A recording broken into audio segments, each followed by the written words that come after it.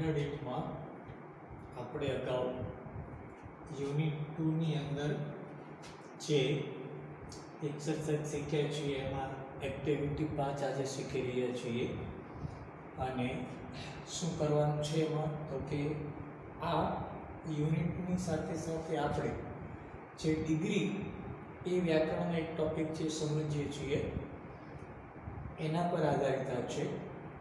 તો કઈ રીતે બને તે જોઈએ. ઉદાહરણ તમને આપેલું છે, એ ઉદાહરણને સમજી અને પછી એના પર આધારિત આપણને 4 આ જે ક્વેશ્ચન આપ્યા છે એના આન્સર દરેકના આપણે બે લખવાના છે. તો સમજીએ, આપણે સમજી શકીએ એટલે એક જ લાઈનમાં હું સળંગ 2 આન્સર લખીશ, અધૂરું રહેશે તે જરા નીચે લખીશ કે જેથી તમે એ સમજી શકો. દરેકની અંદર 2 આન્સર છે, પણ આપણે ભાષાંતર કરીને સમજવું પડશે કે એની સાથે વિશેષણમાં શું શબ્દ આવી શકે અને એને આધારે આપણે લખવાનું છે.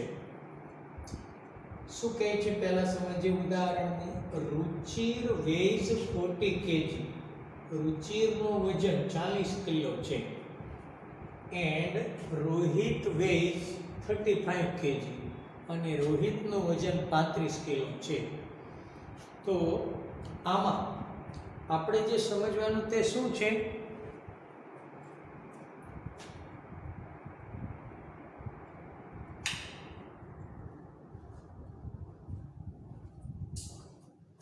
શું આન્સર લખ્યું છે એ જોઈએ. જો વજનમાં હળવો અને એક વ્યક્તિ એકના પ્રમાણમાં એટલે કે બીજાના પ્રમાણમાં, અહીંયા આપણે સમજીએ તો રુચિરનું વજન વધારે છે અને રોહિતનું વજન ઓછું છે. તો કેવી રીતે બતાવી શકાય? તો જેનું વજન ઓછું બતાવવાનું છે એને માટે લાઇટ શબ્દ લેવાનો અને જેનું વજન વધારે છે એના માટે શું લેવાનું? હેવી, એટલે ભારે અને વજનમાં ઓછો એવા બતાવવા માટે શબ્દો આપણે લેવાના જ કે જે આપણને વાક્યમાં નથી આપ્યા પણ આપણે ઉમેરવાનું. તો એ દરેકને એક્ઝામમાં આ જ રીતે પૂછી શકાય કે તમને જે આપેલા શબ્દો છે એના પર આધારિત આપણે વિચારવાનું કે નાનું છે, મોટું છે, ભારે છે, હલકું છે, ચમકતું છે કે ઝાંખું છે, એવા શબ્દો આપણે લેવાના. એના પ્રમાણમાં વધારે છે કે એની પાસે ઓછું છે એવું પણ આવી શકે. તો અહીંયા જોઈએ આપણે શું કહેવા માંગે. પહેલું, Rohit is lighter than Ruchir. એટલે રોહિત રુચિર કરતા વજનમાં હળવો છે, એટલે વજન એનું ઓછું છે. એ જ રીતે રુચિરનો વધારે છે તેમ આપણે બતાવીએ છીએ રોહિતના પ્રમાણમાં. તો શું કહી શકાય? Ruchir is heavier than Rohit. Ruchir એ રોહિતના પ્રમાણમાં વધારે ભારે છે, એટલે કે વજન એનું વધારે છે. એ જ આધાર પર આપણે આગળ વધવાનું છે. બબ્બે છે એન્ડ કરીને જોડેલા 2 વ્યક્તિ. Mister Patel is 67 years old. શ્રીમાન પટેલ 67 વર્ષના છે, એટલે વૃદ્ધ છે. Mister Pandya is 70 years old. શ્રીમાન પંડ્યા 70 વર્ષના છે. આમાં કોની ઉંમર વધારે છે અને કોની ઓછી છે? તો કે મિસ્ટર પટેલ એ ઉંમરમાં નાના છે અને મિસ્ટર પંડ્યા એના કરતા ઉંમરમાં મોટા છે. તો પહેલા આપણે જે નાના છે, અહીંયા લાઇટર એમ નાના બતાવેલા છે, ઓછા, તો આપણે પહેલા ઓછાનું લઈએ. કોની ઉંમરમાં કોણ નાનું છે? તો કે મિસ્ટર પટેલ. તો આ રીતે આપણે લખી શકશું કે મિસ્ટર પટેલ ઇઝ નાના અને મોટા એમ બતાવવાનું છે. તો ઉંમરમાં નાના અને મોટા બતાવવા માટે યંગ અને ઓલ્ડ એમ આવે, તો આપણે લેશું યંગર, એટલે ઉંમરમાં નાના છે. શું લેશું? તો કે ઇઝ યંગર ધેન. શ્રીમાન પટેલ એ ઉંમરમાં નાના છે, કોના પ્રમાણમાં? તો કે મિસ્ટર પંડ્યા. તો ધેન પછી લખવાનું મિસ્ટર પંડ્યા. હવે એનાથી ઉલટું બીજું વાક્ય આપણે બનાવશું. શું? તો કે મિસ્ટર પટેલ, મિસ્ટર પંડ્યા એ મિસ્ટર પટેલ કરતા ઉંમરમાં મોટા છે. તો મોટા માટે શબ્દ આવશે એલ્ડર. અહીંયા યંગર આવે તો ત્યાં એલ્ડર આવશે. તો આ રીતે વાક્યને આપણે લખી શકશું મિસ્ટર પંડ્યા ઇઝ એલ્ડર એટલે ઉંમરમાં મોટા છે. ધેન કોના કરતા વધારે, એની સરખામણી કોની સાથે મિસ્ટર પંડ્યાની છે? મિસ્ટર પટેલ સાથે. તો ધેન પછી આપણે અહીંયા લખશું મિસ્ટર પટેલ. બીજા ઉદાહરણમાં જોઈએ કે શું સરખામણી છે ને આપણે એના માટે શું શબ્દ લેવો પડશે. Sonal is 5 feet tall. Sonal 5 ફૂટ ઊંચી છે. બીજું સોનુ ઇઝ 4 feet tall. સોનુ 4 ફૂટ ઊંચી છે. તો સોનલ એ 5 ફૂટ ઊંચી છે અને સોનુ છે તે 4 ફૂટ ઊંચી છે. તો શું થયું? સોનલ એ સોનુ કરતા વધારે ઊંચી છે એમ આપણે બતાવી શકીએ. તો ટોલ એટલે ટોલર એમ કહી શકાશે. આ રીતે જો લખશું આપણે. સોનુ પહેલા ઓછા માટે બતાવીએ છીએ. પહેલું વાક્ય આપણે ઓછા માટે બતાવીએ એટલે કે કઈ વ્યક્તિ છે તે ઓછી છે ઊંચાઈમાં એ. તો આ રીતે આવશે સોનુ ઇઝ નીચી કહેવાય ને, 4 ફૂટ એ ઊંચી નથી, આ ઊંચી છે અને એના પ્રમાણમાં આ નીચી છે. તો ઊંચા માટે ટોલ આવે તો નાના માટે શું આવશે? તો કે શોર્ટ. એટલે આપણે અહીંયા શબ્દ શું લખી શકશું? શોર્ટ ને આધારે શોર્ટર. શોર્ટર ધેન ના કરતા નીચી છે. સોનુ છે કોના કરતા નીચી છે? તો કે સોનલ કરતા. તો ધેન પછી લખવાનું સોનલ. હવે આપણે બીજા વાક્યમાં સોનલને સોનુ કરતા વધારે ઊંચી છે એમ બતાવવાનું છે. તો આ બે નામ બદલાઈ જશે. પહેલા શું આવશે અહીંયા? સોનલ ઇઝ. હવે ઊંચી છે તો ઊંચી છે એ માટે શું લેશું? ટોલ. ટોલ ને બદલે આપણે શું લખવાનું? અહીંયા કમ્પેરેટિવ ડિગ્રી બતાવીએ છીએ એટલે ટોલર. પછી લખવાનું ધેન. અને કોના કરતા ઊંચી છે સોનલ? તો કે સોનુ કરતા. એટલે અહીંયા શું લખશું આપણે? તો સોનુ. આ રીતે શબ્દો તમને આપેલા અહીંયા અલગ હશે પણ એને આધારે આપણે જે અહીંયા સરખામણી સૂચક શબ્દો લેવાના, નાનું, મોટું, ઊંચું, નીચું, હળવું અથવા ભારે, એ શબ્દો આપણે સમજીને મૂકવાના. Second, Roozi has 10 toys. Roozi પાસે 10 રમકડા છે. Razia has 9 toys. રઝિયા પાસે 9 રમકડા છે. તો આ પ્રમાણ આવી ગયું. શું આવશે? વધારે અને ઓછા. તો વધારે માટે મોર આવશે, ઓછા માટે લેસ આવશે. આપણે દરેક ઉદાહરણમાં પહેલા શું કરીએ છીએ મિત્રો? દરેકમાં શું કરેલું છે? પહેલા ઓછા માટે બતાવીએ છીએ. તો અહીંયા ઓછા કોની પાસે છે? રઝિયા પાસે. તો આપણે પહેલા રઝિયાનું વાક્ય લખશું. Razia has less toys. Less એટલે ઓછા છે. શું ઓછું છે? રમકડા. ધેન કોના કરતા? રઝિયા પાસે કોના કરતા ઓછા રમકડા છે? રોઝી કરતા. તો ધેન રોઝી. બીજું વાક્ય બનાવીએ ત્યારે હવે આપણને ખ્યાલ આવી જોઈએ. શું લેશું આપણે? Rosy has. હવે આની પાસે ઓછા છે તો આની પાસે કેવા છે? વધારે. તો વધારે માટે આપણે શું લખશું અહીંયા? મોર. મોર ટોયસ. અને ધેન કોના કરતા વધારે છે? રોઝી પાસે રમકડા વધારે છે. કોના પ્રમાણમાં? તો કે રઝિયાના પ્રમાણમાં. એટલે ધેન પછી આપણે લખશું અહીંયા રઝિયા. શું કહે છે હવે? જો Mahesh drinks 2 glasses of milk. Mahesh 2 glass દૂધ પીવે છે. પછીનું Naresh drinks 1 glass of milk. Naresh 1 glass દૂધ પીવે છે.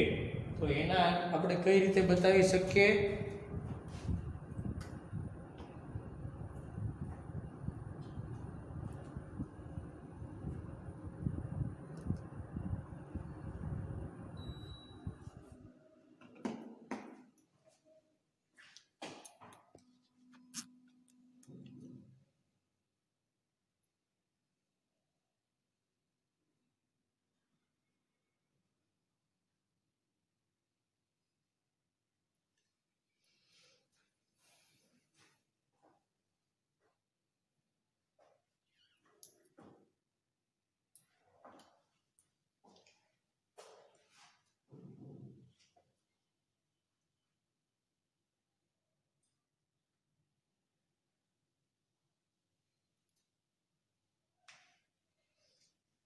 ચાલો, અહીંયા પણ પ્રમાણ આપ્યું છે, એમાં પણ આના જેમ જ લાગુ પડશે.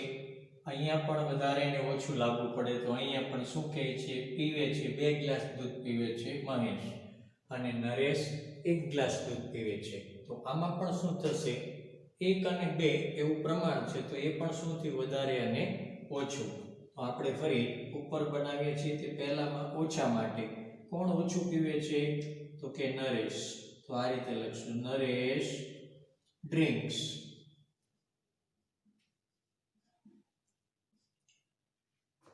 less. અને શું ઓછું પીવે છે, તો કે મિલ્ક. તો આપણે અહીં લખવું પડશે મિલ્ક. અને ના કરતા કોના કરતા ઓછું પીવે છે, તો કે મહેશના પ્રમાણમાં. તો અહીંયા લખશું આપણે મહેશ. હવે એનાથી ઉલટું શું આવશે એમાં, તો કે મહેશ drinks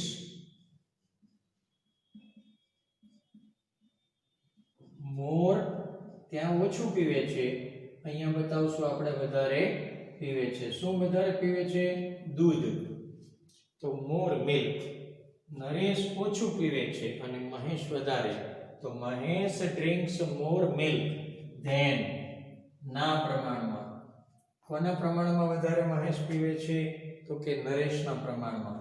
એટલે then પછી શું આવી જશે અહીંયા, નરેશ. આ રીતે આ આપણે શું સમજ્યા મિત્રો, કમ્પેરેટિવ ડિગ્રીનો રૂપ આપેલા છે. તમને આપેલા સાદા વાક્યોમાં 2 નામ આપેલા હોય અને એમાં કોઈ પણ એક મુદ્દા પર ચર્ચા હોય. દાખલા તરીકે અહીંયા ઉંમર આપેલી છે, અહીંયા વજન આપેલું છે, અહીંયા ઊંચાઈ આપેલી છે, અહીંયા વધારે કે ઓછી એવી સંખ્યા આપેલી છે, અહીંયા પણ પ્રમાણ આપ્યું છે. આ ઘન છે પદાર્થ, અહીંયા પ્રવાહી પદાર્થ છે, આમાં પણ પ્રમાણ આપેલું છે, વધારે અને ઓછું.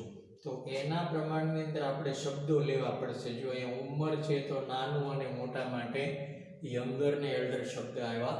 આ વસ્તુ આપણે લખવાની છે, બરાબર જવાબ લખતી વખતે ધ્યાનમાં લેવાનું છે. આ કયા વિભાગ પર આધારિત છે, તો કે વ્યાકરણની અંદર આપણે એક ટોપિક આ લેશન શરૂ થાય એની સાથે વ્યાકરણનો સમજશું. શું એને આપણે કહીએ છીએ, ડિગ્રી ઓફ કમ્પેરિઝન. એ ડિગ્રી ઓફ કમ્પેરિઝનનો આ એક વિભાગ છે, જેના 3 મુખ્ય વિભાગ પડે છે, પોઝિટિવ, કમ્પેરેટિવ અને સુપરલેટિવ. એમાં કમ્પેરેટિવ પર આધારિત વાક્યો આપણે સમજ્યા. આ તમારે બરાબર યાદ રાખવાના છે. આ 5 યુનિટ એક્ટિવિટી 5મી છે. કયા યુનિટની છે, યુનિટ 2ની. LM BB એ ટૂંકું રૂપ આપણે લખેલું છે. આપણે આની પહેલાના છે જે વિડિયો એની અંદર પૂરું નામ લખેલું છે, એટલા માટે આપણે પૂરું નથી લખેલું. આ બરાબર સમજી લેજો મિત્રો. તમારે એક્ઝામની અંદર જે પૂછી શકાય કઈ રીતે એ જ એક્સરસાઇઝો આપણે જોવાના છીએ અને એના પર જ આધારિત આપણે સમજશું. આ બરાબર સમજી લેવાનું. ન સમજાય તો ફોન કરીને તમે પૂછી શકો છો કે આમાં કઈ રીતે આવી શકે, અને એના પર આધારિત પછી આપણે સમજવાનું બરાબર કે ભાઈ આ શું કહેવા માંગે છે, કેવી રીતે, કેમ ફેરફાર થાય. વ્યવસ્થિત પાયાગત રીતે જો સમજી લેશો બોર્ડ પર જે લખેલું છે તો તમે સારી રીતે એક્ઝામમાં દેખાવ કરી શકશો અને સારા માર્ક્સ પણ મેળવી શકશો. ઉપરાંત હજુ તમે 8મા ધોરણમાં છો તો આ જ વસ્તુ તમારે 9મા, 10મા, 11 અને 12મા ધોરણમાં આવે છે, તો ત્યાં પણ તમને આ ઉપયોગી થશે. Thank you.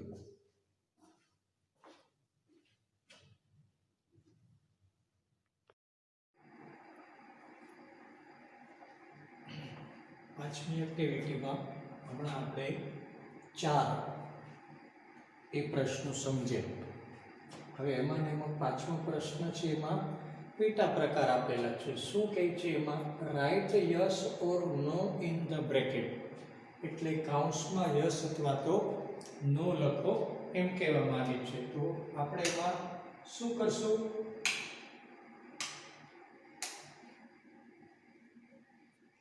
આનું ગુજરાતી કરવાનું છે આપણે, અને સમજીને આમાં હા છે કે ના, એટલે કે સાચું વાક્ય છે કે ખોટું, એ આપણે લખવાનું છે. ભાષાંતર કરતા જો એ સાચું છે તો અહીંયા યસ લખશું, ખોટું છે તો અહીંયા નો લખશું. શું આપેલું છે, પહેલું, a state is bigger than a district.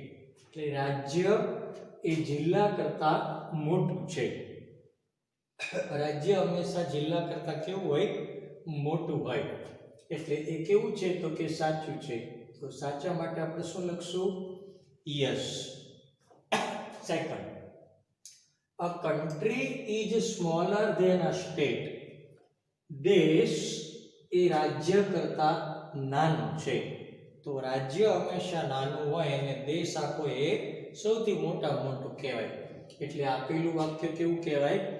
ખોટું. શું કહે છે ફરી ગુજરાતી? કે દેશ એ રાજ્ય કરતા નાનો છે. તો દેશ એ રાજ્ય કરતા નાનો ન હોઈ શકે. એટલે આપેલું જે આપણને સ્ટેટમેન્ટ છે એ ખોટું છે. તો શું લખશું? ના, એટલે no. Third, a town is એટલે શહેર is larger than નાથી મોટું છે. કોના કરતા? ડિસ્ટ્રિક્ટ એટલે જિલ્લા કરતા. ગુજરાતી કરીએ સીધું તો શું થાય? તો કે શહેર એ જિલ્લા કરતા મોટું છે. જિલ્લામાં શહેર હોય છે, શહેરમાં જિલ્લો ન હોય. એટલે વાક્ય આ પણ કેવું છે? ખોટું છે. શહેર એ જિલ્લા કરતા મોટું છે. તો એવું હોઈ શકે નહીં. એટલે શું આવશે? No. Next, a village is the smallest of all. એટલે ગામ એ આ બધામાં સૌથી નાનામાં નાનું હોય છે. બધામાં એટલે આપણે અહીંયા શહેર અને જિલ્લો, પછી રાજ્ય અને દેશ એ ક્રમમાં વાત કરીએ છીએ બધા વાક્યોમાં. તો એ ક્રમમાં સૌથી નાનામાં નાનું એ શું થાય? ગામ જ થાય. તો ગામ એ આ બધામાં સૌથી નાનામાં નાનું છે. તો એ સાચું છે. એટલે શું લખશું એમાં આપણે? યસ. અને છેલ્લું, a city is as big as a village. શહેર ગામ જેટલું જ મોટું હોય છે. તો શહેર અને ગામ ક્યારેય એક સરખા હોઈ શકે નહીં. ગામ હંમેશા નાનું હોય, શહેર હંમેશા મોટું હોય છે. તો આ પણ કેવું છે વાક્ય? તો કે ખોટું. એટલે શું લખશું અહીંયા આપણે? નો. નેક્સ્ટ, શું આપેલું છે આપણને અહીંયા? તો કે fill in the blanks એટલે ખાલી જગ્યા પૂરું. using the words એટલે શબ્દોનો ઉપયોગ કરીને. કયા?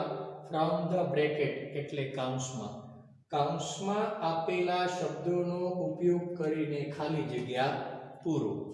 આ બધા જે છે તમે જો બધી જ એક્સરસાઇઝ એ ડિગ્રી પર અને કમ્પેરેટિવ ડિગ્રી પરની છે. હવે આ ખાલી જગ્યામાં જવાબ લખવા આપણે આનું ગુજરાતી જાણવું જરૂરી બને. પછી આપણે આ ગુજરાતી કરતા જઈએ તો આપણને આસાનીથી ખ્યાલ આવે. એલિફન્ટ એટલે હાથી, હિપ્પો એટલે હિપ્પોપોટેમસ, રેટ એટલે ઉંદર, રેબિટ એટલે સસલું, હોર્સ એટલે ઘોડો અને ડિયર એટલે હરણ. હવે સરખામણી એકબીજા સાથે આપી છે. નાનું છે, મોટું છે, આના કરતા મોટું ને આના કરતા નાનું, આના કરતા વજનમાં મોટું વધારે અને આના કરતા વજનમાં ઓછું, એમ કરીને આપણને ખાલી જગ્યા આપવામાં આવી છે. તો આ જે માહિતી આપી એના અનુસંધાને આપણે વાક્ય સમજવાના અને એ વાક્યમાં શું જવાબ આવી શકે એ આમાંથી આપણે સમજશું. ફરી કરું છું. એલિફન્ટ એટલે હાથી, હિપ્પો તો હિપ્પો, રેટ એટલે ઉંદર, રેબિટ એટલે સસલું, હોર્સ એટલે ઘોડો અને ડિયર એટલે શું થશે? તો હરણ. જોઈએ અહીંયા, અ ખાલી જગ્યા is smaller than a rabbit. એટલે ખાલી જગ્યા એ સસલા કરતા નાનું છે. આપણને જે અહીંયા માહિતી આપી એમાંથી આપણે લેવાનું કે બધી માહિતીમાં સસલા કરતા નાનું શું છે? તો કે ઉંદર. શું નાનું છે? ઉંદર. તો આપણે આન્સર શું લખશું અહીંયા? રેટ. સેકન્ડ, અ ખાલી જગ્યા is smaller than a horse. એટલે ખાલી જગ્યા એ ઘોડા કરતા નાનું છે. But bigger than a rabbit. પણ સસલા કરતા મોટું છે. એટલે વચ્ચેની આપણે મીડિયમ સાઈઝ લેવાની પ્રાણીની કે જે ઘોડા કરતા નાનું હોય અને રેબિટ એટલે સસલા કરતા મોટું હોય. તો જોઈએ ચાલો મિત્રો, જો તમને જે આપેલા છે એની અંદર આપણે જોઈએ તો કયું એવું પ્રાણી છે કે જે શું કહે છે? ઘોડા કરતા નાનું. તો ઘોડા કરતા નાનાની અંદર એક તો ઉંદર, આ બે તો નહીં આવે. તો આટલામાં આપણે જોવાનું છે. ઘોડા કરતા નાનાની અંદર શું આવ્યું છે? સરખામણી પાછી સસલા સાથે છે. એટલે આ અને આ બે સિવાયના બે રહ્યા આપણી પાસે, ઉંદર અને ડિયર. એટલે કે હરણ, તો આ હરણ હોઈ શકે, એ જ આવે. શા માટે? તો કે એ ઘોડા કરતા કેવું છે? નાનું, પણ એ સસલા કરતા કેવું હોય? સાઈઝમાં મોટું.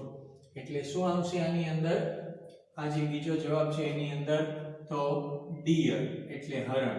એટલે હરણ એ ઘોડા કરતા નાનું છે પણ સસલા કરતા મોટું છે, એ રીતે. પછીનું ખાલી જગ્યા એન ખાલી જગ્યા is the biggest animal of all, એટલે કે બધા પ્રાણીઓમાં સૌથી મોટામાં મોટું છે. તો આ બધા જેટલા આપ્યા એમાં સૌથી મોટું શું છે? તો કે એલિફન્ટ એટલે હાથી. તો આવશે એન એલિફન્ટ એટલે હાથી બધા જ પ્રાણીઓમાં સૌથી મોટામાં મોટું, એટલે બોડીમાં અને વજનમાં સૌથી મોટામાં મોટું પ્રાણી છે.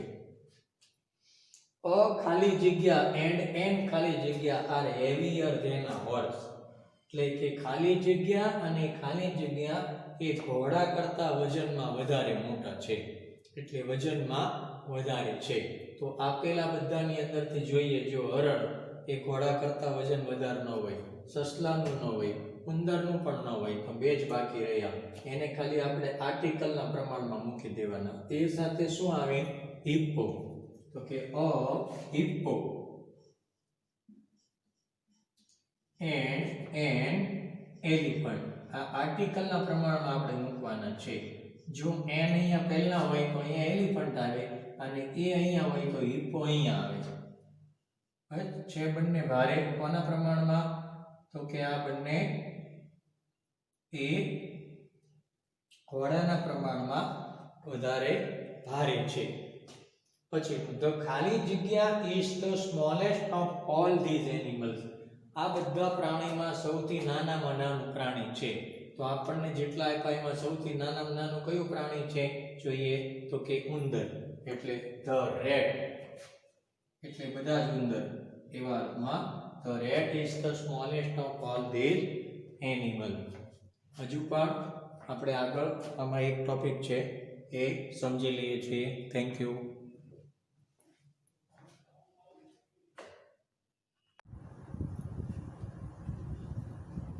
એક્ટિવિટી 5 એમાં પહેલા 4, પછી 5 અને 6, અને હવે જોઈએ છીએ આપણે આ 7મા પ્રશ્નની અંદર કે કઈ રીતે શું આપેલું છે તે. આન્સર ધ ક્વેશ્ચન્સ એટલે પ્રશ્નોના જવાબ આપો. રાઇટ વન વર્ડ આન્સર, એક શબ્દમાં જવાબ આપો. Using words from the bracket, કૌંસમાં આપેલા શબ્દોનો ઉપયોગ કરીને. આકાને સમજીએ તો શું થશે? કૌંસમાં આપેલા શબ્દોનો ઉપયોગ કરીને નીચેના પ્રશ્નોના એક શબ્દની અંદર જવાબ આપો. એટલે આપણને એક્સરસાઇઝ આપી છે, એમાં એક જ શબ્દમાં આન્સર લખવાનો, અને એ આપણને જે આપેલા છે તેના પર આધારિત. તો આમાં પણ આ પ્રકારની જે વૈકલ્પિક ખાલી જગ્યાઓ તમને વિકલ્પમાંથી આપેલી હોય ત્યાં ભાષાંતર જરૂરી બને. તો ભાષાંતર પહેલા કરીએ, પછી વાક્યનું ભાષાંતર કરીએ તો આપોઆપ આપણને એક્સરસાઇઝ સમજાઈ જશે. પહેલું પ્લેન એટલે વિમાન, બસ એટલે બસ, બુલોક કાર્ટ એટલે બળદગાડું, બાઇસિકલ એટલે સાયકલ, અને બુલેટ ટ્રેન એટલે ઝડપી ટ્રેન. એક પ્રકારની ખૂબ ઝડપી ચાલતી ટ્રેન, અને બુલેટ ટ્રેન એટલે કે ગોળીની જેમ ચાલતી ટ્રેન, એટલે ઝડપી ટ્રેન પણ કહી શકાય. ગુજરાતી કરીએ અહીંથી ફરી સમજી લઈએ. પહેલા પ્લેન એટલે વિમાન, બસ એટલે બસ, બુલોક કાર્ટ એટલે બળદગાડું, બાઇસિકલ તો બાઇસિકલ, અને બુલેટ ટ્રેન તો ઝડપી train. A bus is faster than, bus ઝડપી હોય છે. તો કે બસ આની અંદરથી કોના કરતા વધારે ઝડપથી ચાલી શકે એ આપણે જોઈએ. તો વિમાન અને બુલેટ ટ્રેનથી વધારે ઝડપથી ન ચાલે. તો બે રહ્યા આપણી પાસે. સાયકલ કરતા બુલોક કાર્ટ, પહેલા બુલોક કાર્ટ સૌથી ધીમું, પછી સાયકલ, પછી બસ, એમ ચાલે. આપણને શું કીધું છે કે બસ એ ના કરતા વધારે ઝડપી ચાલી શકે. તો આપણી પાસે બે વિકલ્પ વધ્યા.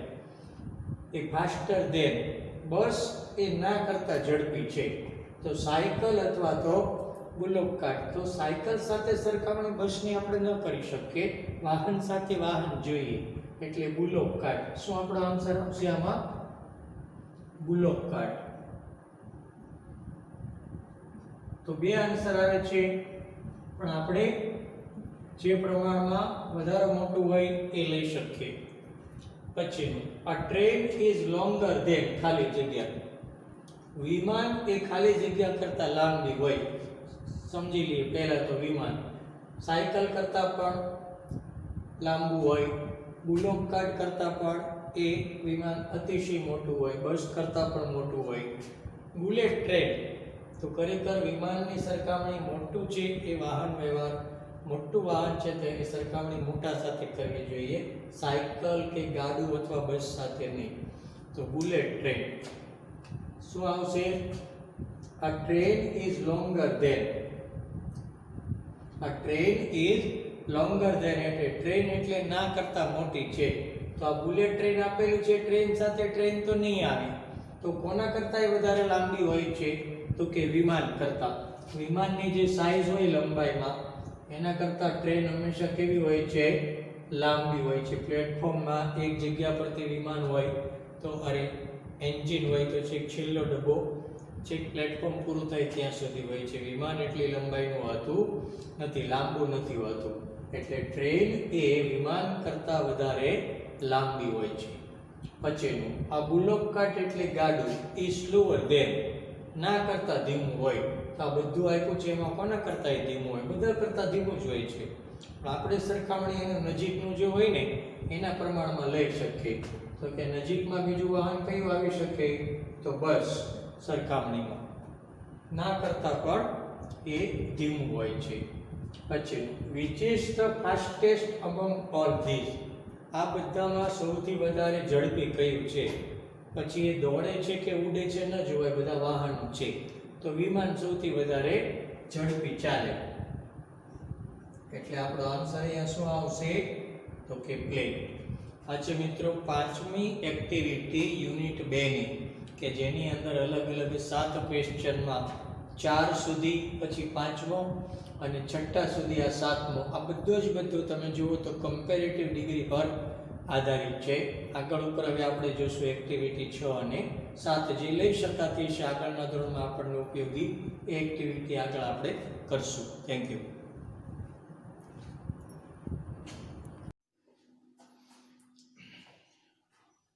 બીજા યુનિટની એમ ગણીએ તો આ છેલ્લી એક્સરસાઇઝ છે એક્ટિવિટી 6.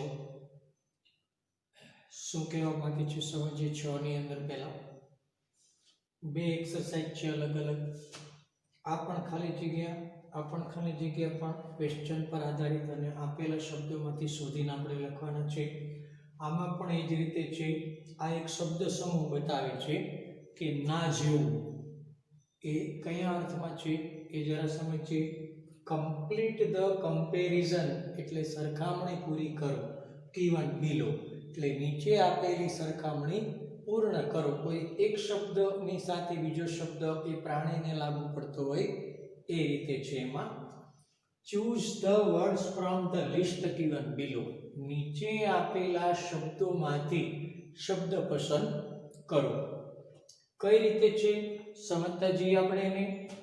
પહેલા દર વખતે કરીએ છીએ તેમ શબ્દો જે તમને કૌંસમાં આપેલા છે એનો જો ભાષાંતર આપણને આવડી જાય તો પછી આ શબ્દોને સમજવામાં બહુ મુશ્કેલી ન પડે, આસાનીથી આપણે એનો જવાબ લખી શકીએ. આ ટોડ એટલે ટેડપોલ, દેડકાનું બચ્ચું. આ પપ્પી એટલે ગલુડિયું. વુલ્ફ એટલે વરુ. ડોગ એટલે કૂતરો. બી એટલે મધમાખી. લાયન એટલે સિંહ. કાઉ એટલે ગાય. બેટ એટલે ચામાચીડિયું. ફરી જોઈએ. ટોડ મીન્સ કે દેડકાનું બચ્ચું. પપ્પી ગલુડિયું. વુલ્ફ વરુ. ડોગ કૂતરો. બી મધમાખી. લાયન સિંહ.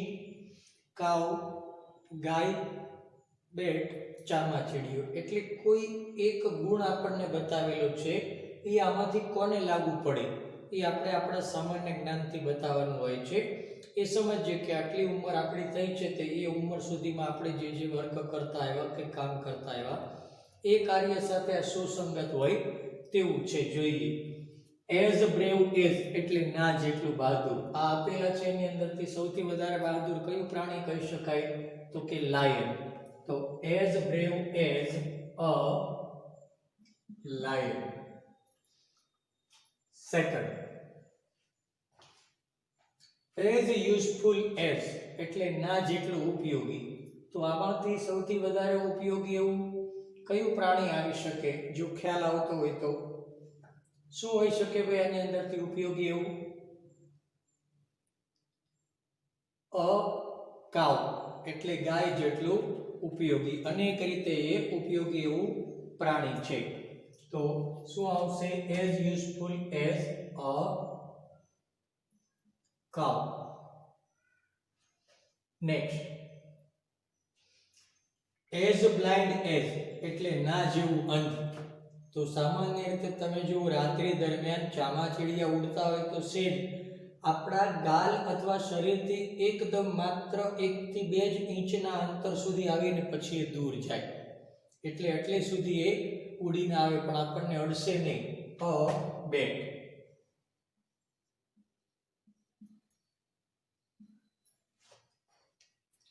એઝ બિઝી એઝ એટલે ના જેટલું વ્યસ્ત. કયું એવું આની અંદરથી જંતુ અથવા પ્રાણી કે જે સતત આપણને વ્યસ્ત જોવા મળે? 1 મિનિટ શાંતિ ન હોય તો મધમાખી. અ બી. એ સતત ઉડ્યા જ કરશે, કઈ ને કઈ કામ કર્યા કરશે. કે આ રીતે અહીંયા ફૂલ સ્ટોપ કરી દીધો છે મિત્રો, સોરી. પછી એઝ ફેથફુલ એઝ એટલે ના જેટલો વિશ્વાસ. આપેલા પ્રાણીઓમાંથી સૌથી વધારે વિશ્વાસ આપણે કોના પર કરીએ છીએ આમાંથી? તો કે અ ડોગ એટલે કૂતરા પર. હંગ્રી એટલે ભૂખ્યું. જ્યારે જોવું ત્યારે ગમે તેટલું આપો, બકરી જેવું. આમાં બકરી નથી તો બકરી જેવું પ્રાણી શું આપેલું હોય? અ વુલ્ફ. એ હંમેશા ભૂખ્યું ને ભૂખ્યું જ હોય. જ્યારે પણ જોવું ત્યારે એ સતત કઈ ને કઈ જગ્યા પર ખાતું જ તમને જોવા મળે. અ વુલ્ફ એટલે વરુ. As hungry as a wolf. As friendly એટલે ના જેવું મિત્ર. આમાંથી તરત જ આપણી સાથે હળી મળી જાય, આપણે જઈએ દોડવા માંડે આપણને ભાળીને. શું એ? તો કે પપ્પી એટલે કે ગલુડિયું. અ પપ્પી એ એકદમ ઝડપથી મિત્ર બની શકે આપણી સાથે. અને શું બાકી રહ્યું છે? અગલી એટલે કદરૂપું. દેડકાનું બચ્ચું હંમેશા કદરૂપું હોય દેખાવમાં એટલે અ ટોડ. તો એઝ અગલી એઝ અ ટોડ. આ છે સરખામણી. મિત્રો દરેક આપણને જે બતાવી છે તે કે ના જેવું કોઈ બહાદુર છે, કોઈ ઉપયોગી છે, કોઈ જલ્દીથી મેળાવડું છે એટલે મળી જાય છે જલ્દીથી, કોઈ વ્યસ્ત છે, એ નામ આપેલા છે, આપણે યાદ રાખવાના છે. આ એક્ઝામમાં આવી શકે. નેક્સ્ટ શું કહે છે એમાં? Complete the following blanks with the help of clues given. પપ્પાએ મુદ્દા પર આધારિત, ક્લુ એટલે એક પ્રકારની હિન્ટ કહી શકાય. એટલે આપણને મુદ્દાઓ આપેલા છે એની મદદથી ખાલી જગ્યા પૂરો. ખાલી જગ્યા મીન્સ કે આપણે સવાલ છે એનો જવાબ દેવાનો છે. અને બીજી સૂચના આપણને આપે છે consult your social science teacher એટલે કે તમારા સામાજિક વિજ્ઞાનના શિક્ષકનો સંપર્ક કરો. કન્સલ્ટ એટલે સંપર્ક કરવો. Consult your social science teacher એટલે તમારા વિજ્ઞાન શિક્ષકનો સદુપયોગ કરો મીન્સ કે એમની સલાહ લો. શું ક્વેશ્ચન છે? અને એ પહેલા આપણે દર વખતે જોઈએ છીએ તેમ આપેલા શબ્દાર્થનું ગુજરાતી કરીને સમજીએ પહેલા. તો ધ સહારા ડેઝર્ટ એટલે સહારાનું રણ. ત્યાં સહારો કાંઈ ન મળે પણ તોય નામ સહારા ડેઝર્ટ છે, સાવ બે સહારા. ને ધ પેસિફિક ઓશન એટલે પેસિફિક મહાસાગર. માઉન્ટ એવરેસ્ટ એટલે માઉન્ટ એવરેસ્ટ નામ છે. ધ હિમાલયા આ પર્વતમાળા છે, આ ટોચ છે. ધ નાઇલ એ નદીનું નામ છે. ક્વેશ્ચન પર આધારિત સમજવાનું કે આમાંથી શું લાગુ પડે છે. આ તમે સામાન્ય રીતે 6, 7, 8માં જે હાલમાં ભણશો અથવા તો 6-7માં ભણીને આવ્યો છે એના પર આધારિત આ પ્રશ્ન છે, સામાન્ય જ્ઞાનના. સમજીએ પહેલો question. Which is the highest mountain range in the world? વિશ્વની સૌથી ઊંચામાં ઊંચી પર્વતમાળા કઈ છે? તો કે ધ હિમાલય. શું આવશે? ધ હિમાલય. આ ઊંચામાં ઊંચી પર્વતમાળા. હવે વિચ ને બદલે વોટ થી પણ ક્વેશ્ચન કરી શકાય. Same, what is the highest peak in the world અથવા which is the highest peak in the world. એટલે વિશ્વમાં સૌથી ઊંચામાં ઊંચું શિખર કયું છે? તો કે માઉન્ટ એવરેસ્ટ. એટલે આવશે માઉન્ટ એવરેસ્ટ.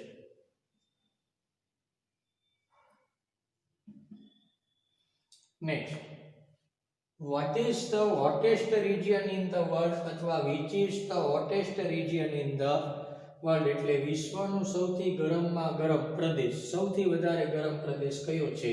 તો કે ધ સહારા ડેઝર્ટ. તો આવશે અહીંયા ધ સહારા ડેઝર્ટ. નેક્સ્ટ, શું ક્વેશ્ચન આપ્યો છે? What is the longest river અથવા which is the longest river in the world?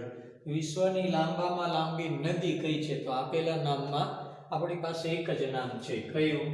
The Nile. એના મુખથી શરૂ કરી એટલે કે જે સ્થળ પરથી એ બને છે અથવા જેનું મુખ કહેવાય, જ્યાંથી એ ઉત્પન્ન થાય છે, એ ત્યાંથી શરૂ કરીને સમુદ્રને મળે ત્યાં સુધીની એની લંબાઈ એ.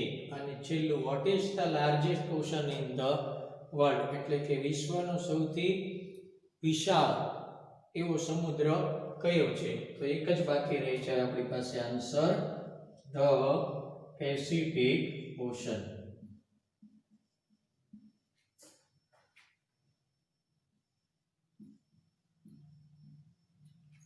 આ છે ક્વેશ્ચન અને એની સામે સામે એના આન્સર. આ સાથે યુનિટ 2 તમારું કમ્પ્લીટ થાય છે કે જેમાં 2 વિભાગ એ ભાષાંતર પર આધારિત છે અને બાકીની બધી એક્સરસાઇઝો આપેલી છે, બધી જ એક્સરસાઇઝ આપણે જોયેલી છે. આ એક્ઝામની અંદર બધી એક્સરસાઇઝો પર તમારું પેપર હોઈ શકે, એટલે આને બરાબર આપણે સમજવાનું અને બરાબર યાદ રાખશું. આના પર આધારિત ટેસ્ટ એ આ જે છે એ પણ હું તમને ફરીથી પૂછી શકું છું, એટલે બરાબર સમજી અને વિચારીને પછી તમારે આને યાદ રાખવાનું છે. Thank you.